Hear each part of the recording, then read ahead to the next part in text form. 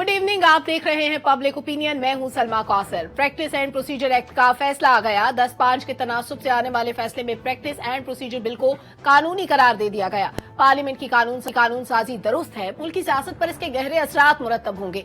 8 जजेस ने माजी से अपीलों के इतलाक की शिक को कलअदम करार दिया।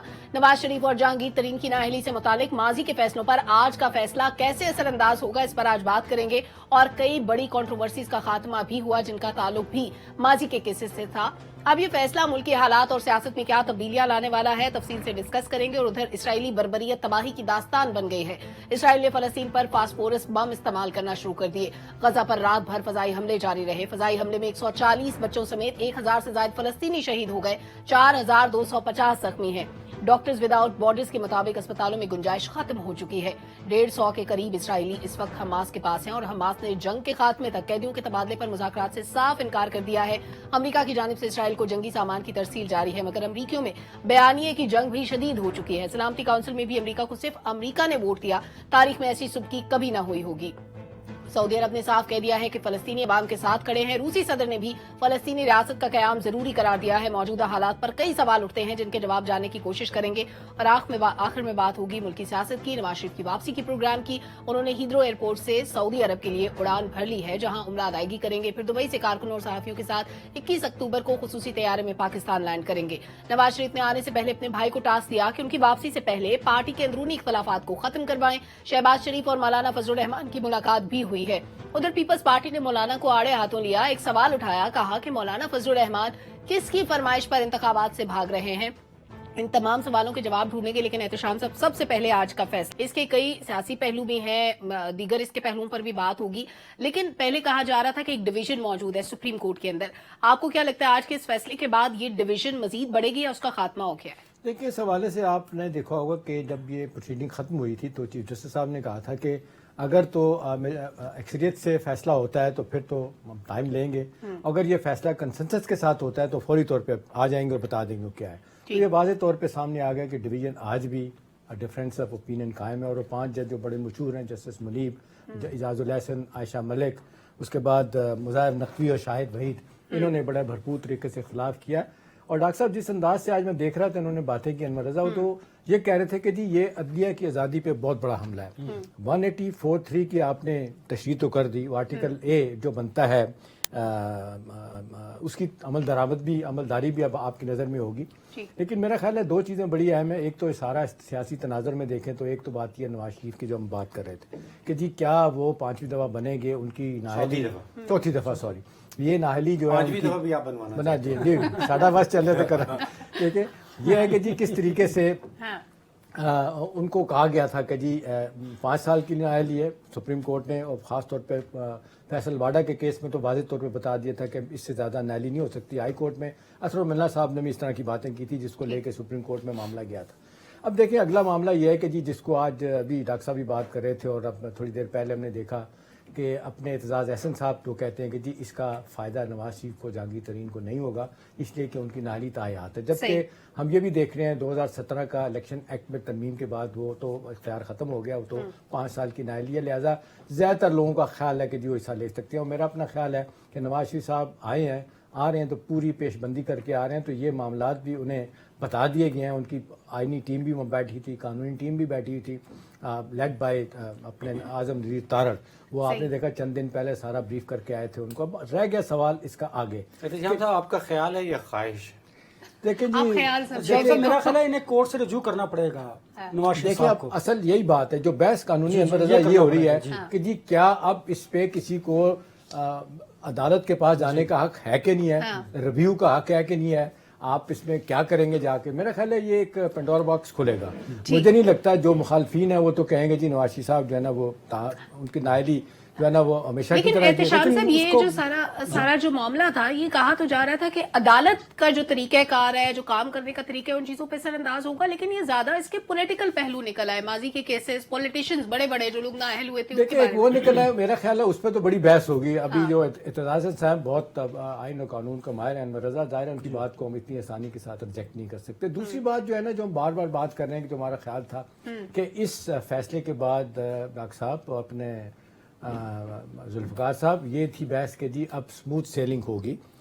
सुप्रीम कोर्ट में, और ये असल तवज्जो, क्योंकि हमारे यहाँ आईनी अदालत नहीं है जो कि होनी चाहिए, जो इस तरह के मामला देखने चाहिए थे उसको, वो नहीं बनी। लिहाजा ये ख्याल किया जा रहा था कि जी अब आज के बाद जो है ना वो केसेस आप देखें, बार बार वो कह रहे हैं 5 समातें हो चुकी हैं, 20 केसेस हम उनकी तरफ नहीं तवज्जो दे सके। हर रोज कहते थे चीफ जस्टिस साहब एक दिन आप जाहिर कर रहे हैं, आज होगा, लेकिन 12 लाख जाहिर है सबको मौका दिया। आपने देखा जितनी सियासी जमातें थी, अटॉर्नी जनरल थे, फिर कुछ कराई भी थे, उसमें आए, फिर सुप्रीम कोर्ट के नुमाइंदे। अब बात यह है कि अगली बात जो है ना वो मेरा ख्याल है दोनों कंट्रोवर्सीज अब आगे बढ़ेंगी। एक तो अदलिया में जो डिफरेंसेस हैं ये भी आगे चल के आएंगे, दूसरा ये इसका फैसला इफेक्ट डेफिनेटली सियासी मास पे भी होगा। अब इसको किस तरह लोग देखते हैं, नवाज साहब के खिलाफ क्या लोग फैसले आपका ख्याल है कि ये डिवीजन बढ़ने वाली है जो पहले से मौजूद थी फैसले में? वैसे तो कम होती नजर नहीं आ रही। हम रेशो समझ रहे थे कि जो इस फैसले से मुतालिक आएगा उससे जरा मुख्तलिफ आया, 10-5 का आया, हम लोग डिफरेंट एक्सपेक्ट कर रहे थे। डॉक्टर साहब आपकी नजर में ये फैसला कैसा है? देखिए सलमा, 2-3 जो जिन शिकों के ऊपर फैसला आया है, मैं तो अभी तक कंफ्यूज बैठा हूँ, मेरे जहन में क्लियर नहीं है। देखिए जो बेंच तश्कील देने वाला फैसला है वो 10-5 से आया है, लेकिन जो सो मोटो नोटिस के हवाले से है वो 6-9 से आया है। इसी तरह माजी पे लागू होगा या नहीं रेट्रोस्पेक्टिव, वो 7-8 से आया है। हाँ। तो बहुत सारी चीजें मेरे जहन में भी क्लियर नहीं। जो इम्पोर्टेंट चीजें हैं वो यही है कि क्या नवाज शरीफ साहब, जहांगीर तरीन साहब का सियासी तौर पे इसमें फायदा होगा या नहीं होगा। अब मुझे तो लग रहा था कि नवाज शरीफ साहब जो है वो अपने रिव्यू का हक जो है वो ऑलरेडी इस्तेमाल कर चुके हैं और वो रिजेक्ट हो चुका हुआ, और मजीद रिव्यू के लिए नहीं जा सकते। मजीद रिव्यू तो एक के ऊपर दूसरा रिव्यू तो हो नहीं सकता है। आज चेंज हो गए तो क्या पता वो कहें कि हो सकता है। देखिए आज मैंने जो देखा है ना कि जो 3 खास तौर पे सुप्रीम कोर्ट के जजेस हैं, जस्टिस याहिया अफरीदी साहब, जस्टिस अतर मनीला साहब, जस्टिस मंसूर अली शाह साहब, इनको मैं समझता हूं कि ये किसी धड़े के कभी अपनी तारीख में हिस्सा नहीं है। माजरत के साथ एक चीज आप देखें कि ये पुराने चीफ जस्टिस साहब जो है ना उनका नुक्ता नज़र इस हवाले से कुछ और था। आप देखें कि वो ये कह के चले गए थे कि जी अपील का हक नहीं है, ख़त्म हो गया, लेकिन आपने देखा जितनी ऑब्जर्वेशन अनवर रज़ा दी गई है चीफ जस्टिस की तरफ से, बाकी लोगों की तरफ से, वो कहते हैं कि पार्लियामेंट के इस हक को हम नहीं छीन सकते और ये रिव्यू का हक उनको हासिल है। देखिए मैं इसके ऊपर कोई एक्सपर्ट ओपिनियन दे नहीं सकता हूँ क्योंकि हम तो जो सुनते हैं वही बता रहे हैं। तो मैं जैसे एतजाज एहसन साहब का आपने कहा वो माहिर हैं, एक्सपर्ट हैं, तो हम रिलाई कर रहे हैं एक्सपर्ट ओपिनियन के ऊपर, और एक्सपर्ट ओपिनियन भी मुझे इस वक्त डिवाइडेड लगती है। ठीक है। अच्छा एक चीज और, जो डिवीजन जो सुप्रीम कोर्ट के बेंच के डिवीजन के हवाले, देखिए मैं ये समझता हूँ कि ये कोई डिक्टेटरशिप नहीं है। हाँ। कि जो कुछ चीफ जस्टिस साहब कहेंगे बाकी जो हैं 14 के 14 उसको फॉलो करें, मैं तो इसको पॉजिटिव लेता हूँ। अगर जज जो हैं वो किसी धड़े का हिस्सा नहीं बन रहे हैं, हाँ। वो अपनी उनकी इंडिपेंडेंट ग्रिप है कानून और आइन के ऊपर और वो अपना इंडिपेंडेंट इजहार कर रहे हैं उस ओपिनियन का, तो ये एक्सपेक्ट करना चाहिए। लेकिन ऐसा नहीं होना चाहिए कि सब लोग। ये भी तो अफसोसनाक बात है ना कि प्रोवोकेशन क्या थी 1956 के आइन से लेके अब तक, ये इख्तियार चीफ जस्टिस के थे बेंच बनाने के, इसके बाद सुओ मोटो लेने के, उसको जो कदगन लगाई गई है। ये तो अनवर साहब को अनवर साहब, माजी में कभी ऐसा नहीं हुआ था, चीफ जस्टिस ने आते ही पहला काम ये किया कि हंगामी बुनियादों पे समाअत शुरू हुई, 5 समातें हुई, हर समाअत पे जैसे शाम साहब भी कह रहे थे कि कहते थे आज फैसला होगा, आज 12 बजे तक बैठना पड़ेगा, लेकिन नहीं हो रहा था। फाइनली वो फैसला आ गया। अपने इख्तियारात को कम किया चीफ जस्टिस ने, क्या एक नए अदालती निजाम की उन्होंने बुनियाद रखी है?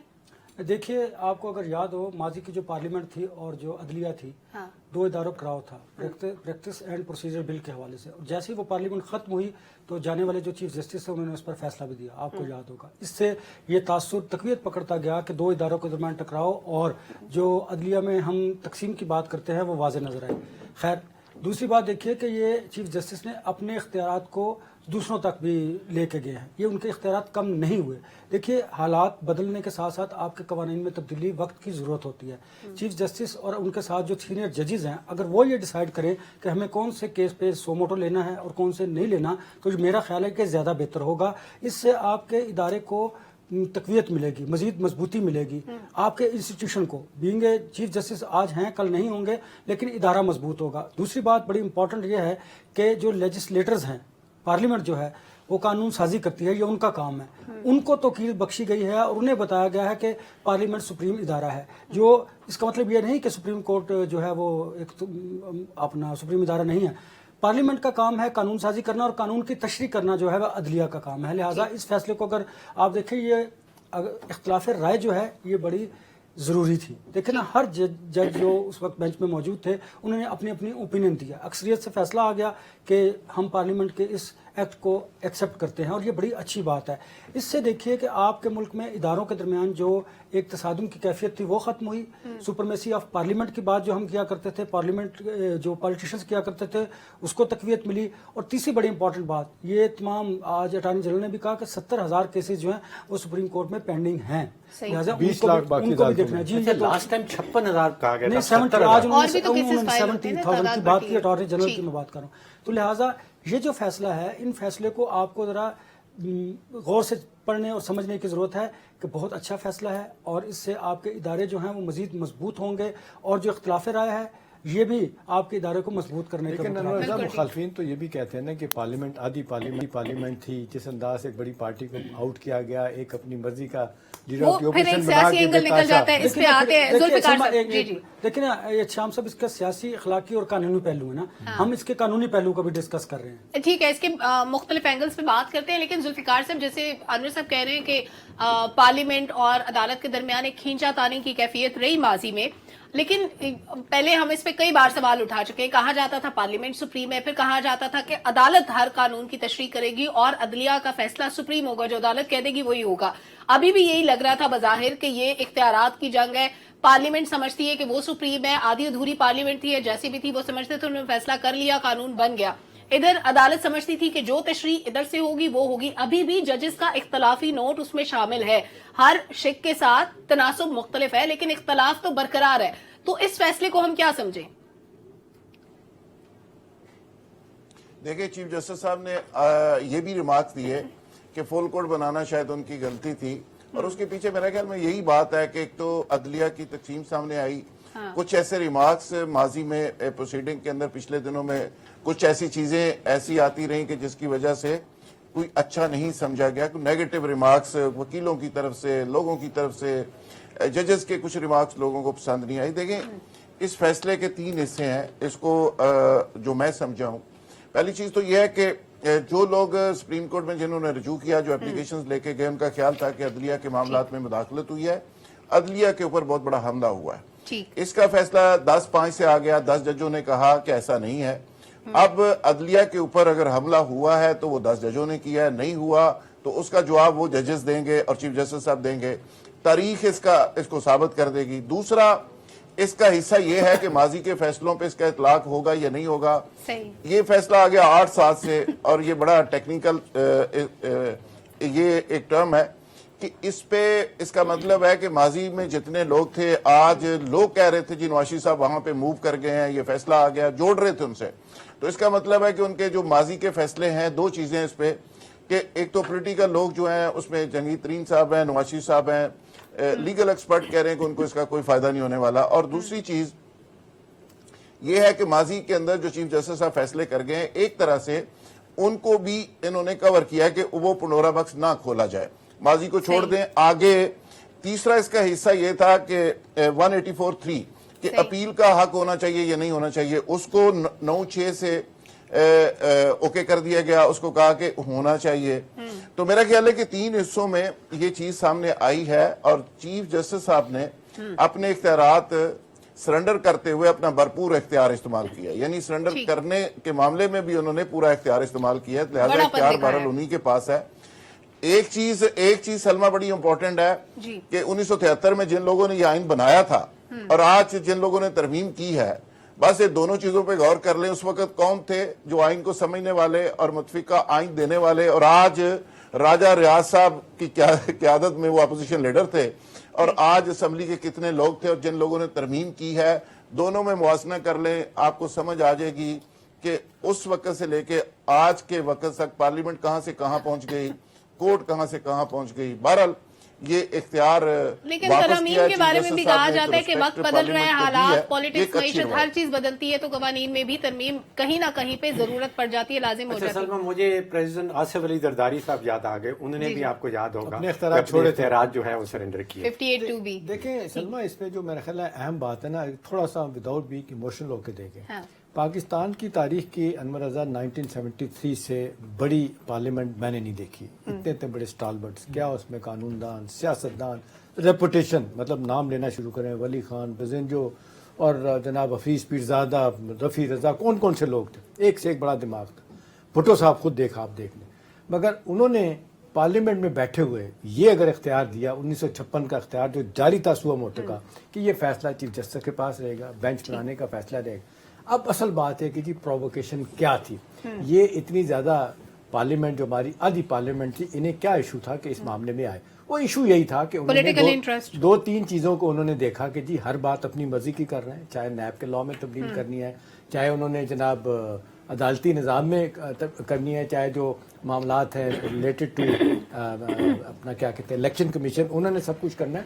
تو میرا خیال ہے یہ ایک تھوڑا سا صحیح معنوں میں جو لفظ ہمارے ذوالفقار صاحب یوز کرتے ہیں نا انکروچمنٹ, وہ یہاں پہ فٹ ہوتا ہے کہ یہ صحیح معنوں میں عدلیہ کے اختیارات پہ انکروچمنٹ تھی. یہ ان کے اختیارات پہ ایک بہت بڑا وہ تھا.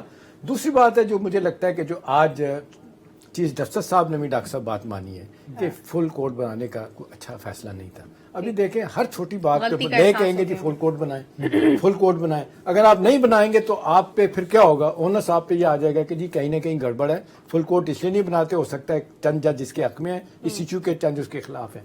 میرا خیال ہے جنرلی جو میرا اپنا خیال تھا کہ اس فیصلے کے آنے کے بعد یہ کنٹروورسی ختم ہو جائے گی اور ایک سموتھ سیلنگ ہوگی. جو ہمارے اصل مسائل ہیں عدلیہ کے, وہ لوگوں کے مسائل ہیں, ان کی طرف توجہ دی جائے گی. مجھے لگتا ہے نہیں ہے, کیونکہ آئینی عدالت ہمارے یہاں نہیں بن پائی, تو لہٰذا یہ ایشوز جو ہے نا آتے رہیں گے. لیکن جن کو فائدہ نہیں ہوتا وہ ویسے کنٹروورسی تو نکال ہی لیتے تو ٹھیک ہے, وہ لے آئیں گے. تو ظاہر ہے آپ کو پتہ ہے بڑے بڑے دماغ ہوتے ہیں. اپنا مجھے یاد آ گیا ان کا انور رضا ایس ایم ظفر صاحب حیات ہے, اللہ ان کو زندگی دے, انہوں نے کتاب لکھی تھی میرے مشہور مقدمے. اس میں ایک جگہ کہتے ہیں کہ میں ایک کیس تھا, پیش قدم کوئی بھی تھا, کہہ لیں گے میں جیت گیا.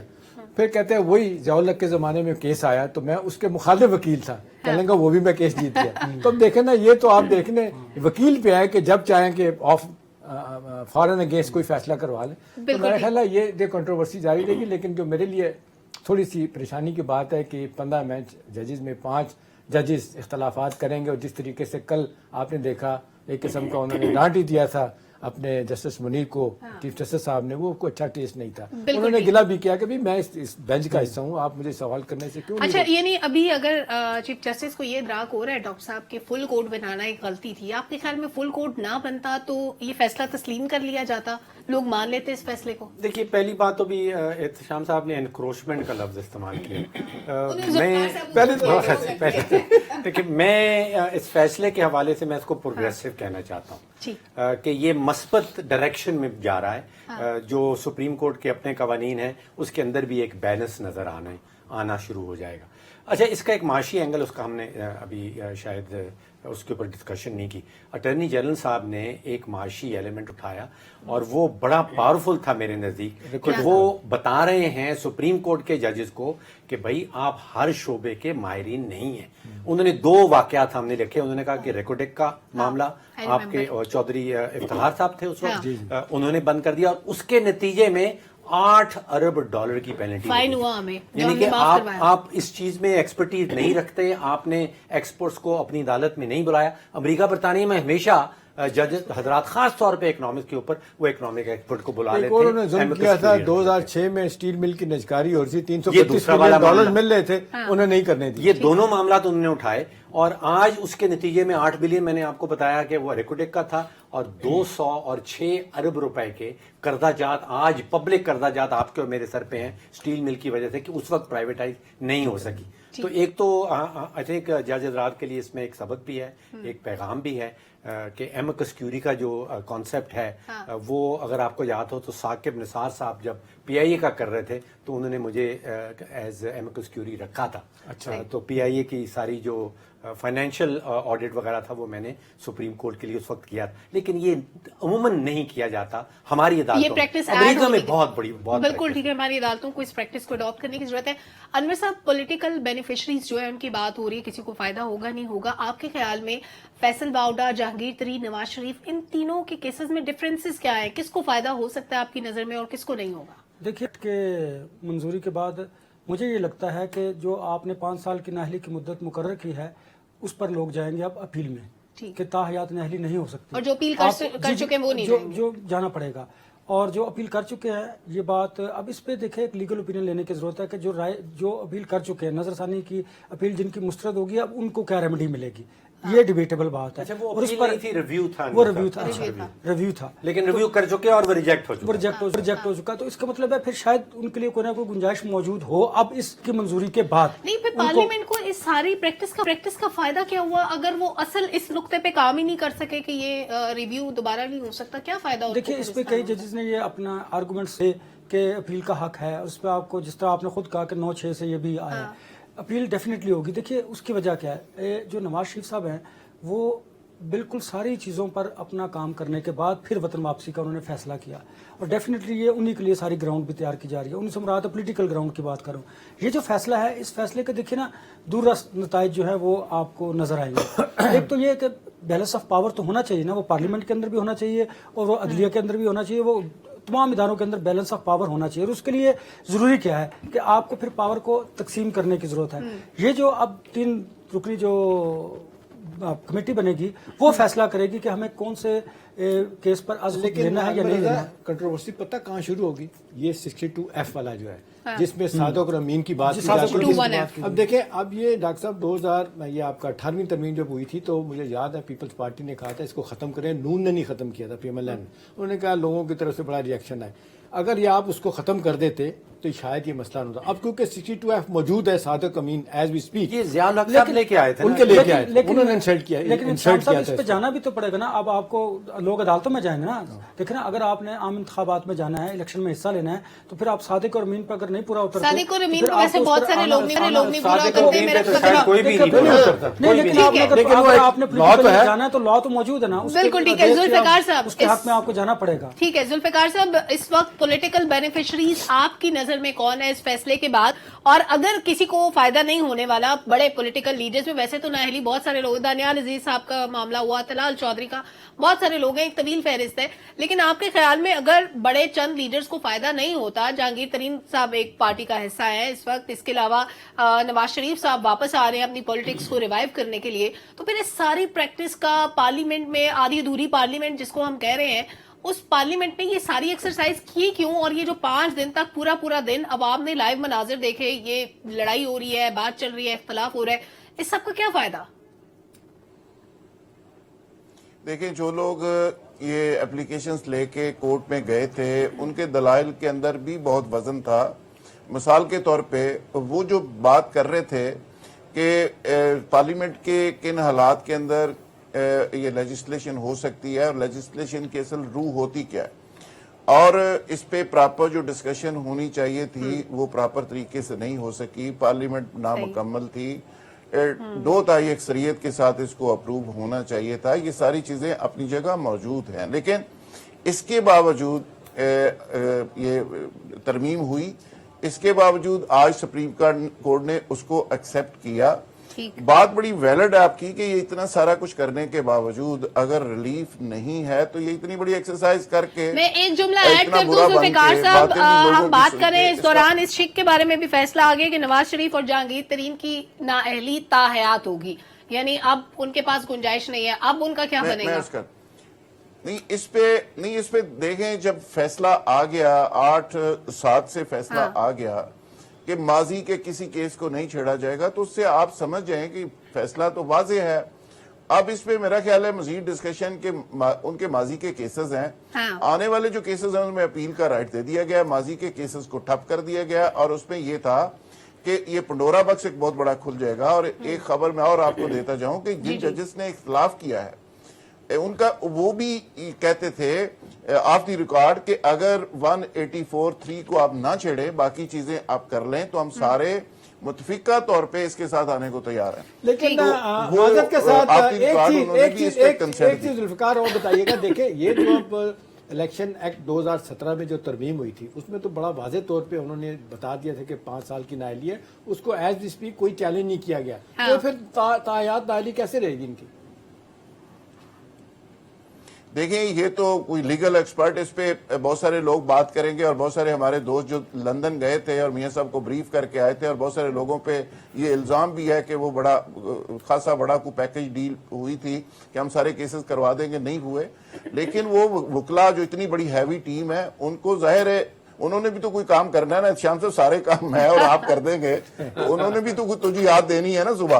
तो वो जाहिर है हर बंदा अपना अपना सुबह चूरन बेचेगा और लीडर्स को राम करने की कोशिश करेगा और अपनी अपनी फीसें बनाएगा। ये हमारे वकला भाई जो बड़े सीनियर्स हैं, मैं नाम नहीं किसी का लेना चाहता, लेकिन बात मुख्तसर फैसले में बड़ी वाज़ेह है कि किसको रिलीफ मिल रहा है और किसको तकलीफ हो रही है और किसको रिलीफ हो रहा है। तो ये आने वाले दिनों में चीजें मेरे ख्याल में आने वाले दिनों में बिल्कुल चीजें मजीद क्लियर होंगी। मैं थोड़ी सी और क्लैरिटी के लिए कर दूं कि 14 अप्रैल 2018 को इस पे फैसला हो गया था कि नाअहली ताहयात होगी। ये भी अदालत की तरफ से ही तशरीह थी। अब मजीद क्या गुंजाइश निकलती है मियां साहब के लिए, क्योंकि वो तो अपनी तैयारियां भरपूर कर चुके हैं, इस वक्त उम्रे के लिए वो रवाना हो चुके हैं। एक ब्रेक लेते हैं, वापस आते हैं, डिस्कशन को जारी रखेंगे, हमारे साथ रहिएगा।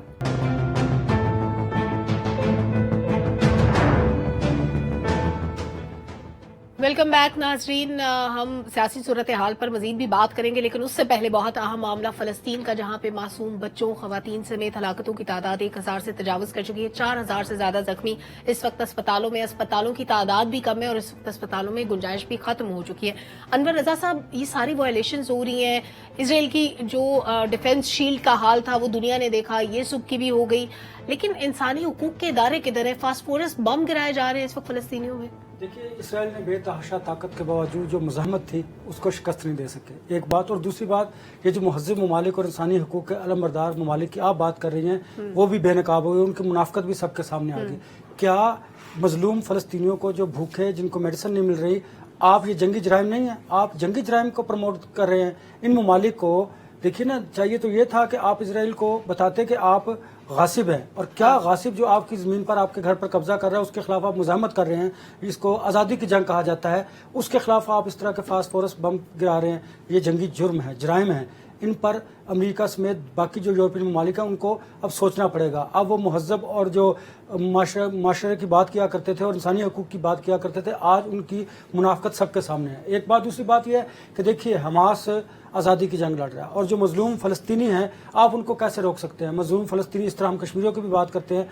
अब अमेरिका को ये देखना पड़ेगा। देखिए, सऊदी अरब ने भी अपने ताल्लुकात उनसे ख़त्म कर लिए। उन्होंने कहा जब तक ये मामला हल नहीं होगा हम इनके साथ बातचीत नहीं करेंगे। इस तरह OIC का इजलास भी तलब कर लिएगा। हमारे जो 57 इस ममालिक हैं, इस्लामी ममालिक हैं, उनको स्टैंड लेना पड़ेगा। हमने गुज़श्ता रोज़ भी अपने शो में कहा था कि हमारे जो मुस्लिम ममालिक हैं उन्हें एक स्टांस पर आना होगा। मजलूम जो फ़लस्तीनी हैं उनको इस तरह उन पर जंगी जराइम की इजाज़त हरगिज़ किसी को नहीं होगी। इसराइल ने जिस तरह वहाँ पर मुजालिम ढा रहा है, वहाँ पर अब कहाँ गए इंसानी हकूक़, कहाँ गए जंग और मोहब्बत में कहते हैं सब कुछ जायज़ है, लिहाजा उसको स्टॉप करना होगा, वरना ये जो निज़ाम बिगड़ रहा है इसके जिम्मेदार अमेरिका और यूरोपीय ममालिक। बिल्कुल ठीक है, अमेरिका को जिम्मेदारी लेनी होगी। जुल्फ़िकार साहब, अभी तक अक़वाम मुत्तहिदा के 9 अरकान, 260 बच्चे, 203 खवातीन, 6 पैरामेडिक्स, 8 सहाफ़ी जान से जा चुके हैं। इस सब का हिसाब कौन लेगा? ये तो वो लोग थे जो दूसरों की मदद कर रहे थे, ये तो जंग में इन्वॉल्व नहीं थे, ये तो मासूम शहरी थे।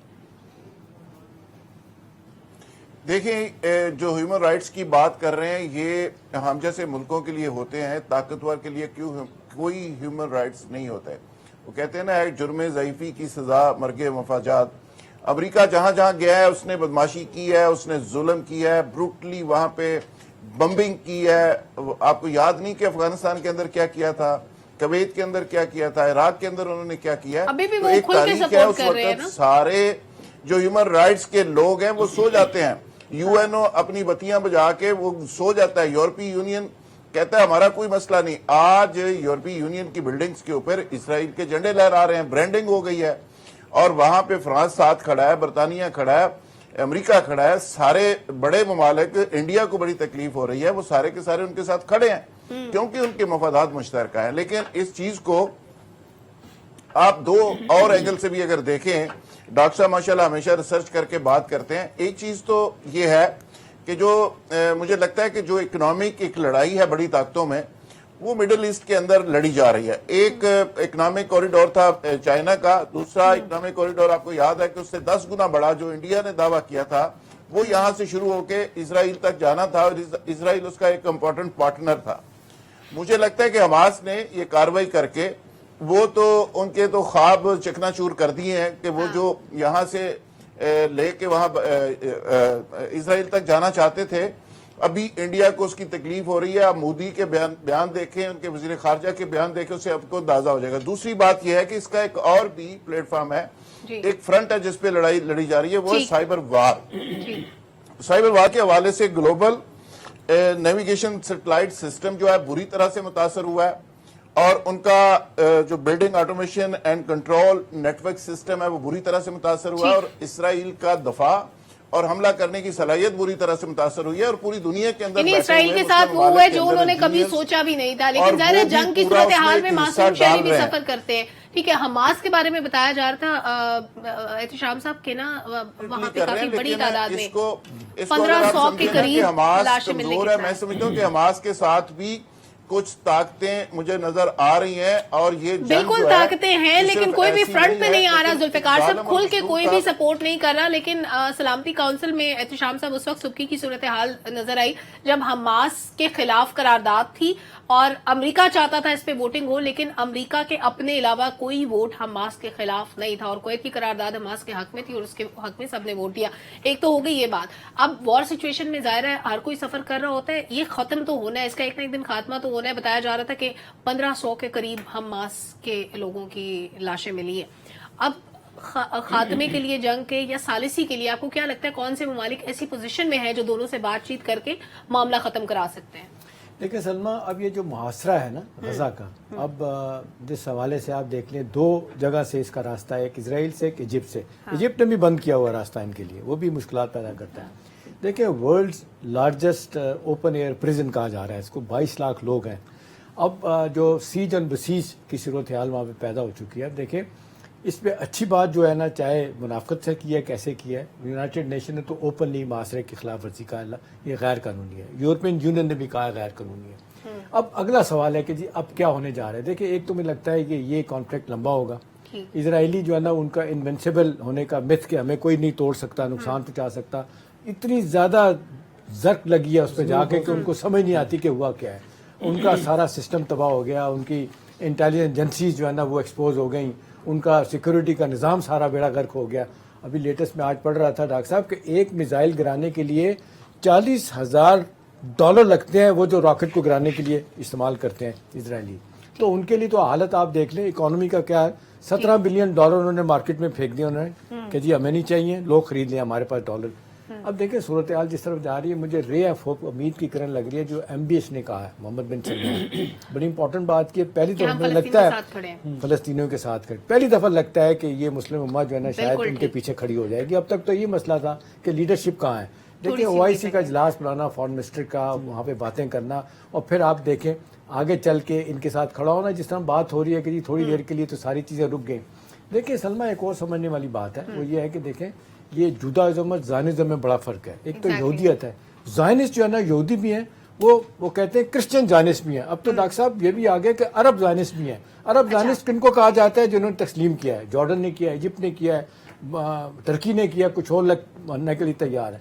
लेकिन लॉबीज बेसिकली इकट्ठी एक दूसरे को सपोर्ट करें। डॉक्टर साहब आपका भी शॉर्ट कमेंट, उसके बाद अगले टॉपिक पे आते हैं। सलमा, मैं 4 दिन से सोच रहा हूँ, 7 अक्टूबर से ये हमला शुरू हुआ था, आज 5वां दिन हो गया। आज 5वां दिन हो गया। आप देखिए कि 5 दिनों में हमास वालों ने यहूदी इंसानियत को कत्ल किया, उधर से इजराइल जो है वो मुसलमानों का कत्ल कर रहा है।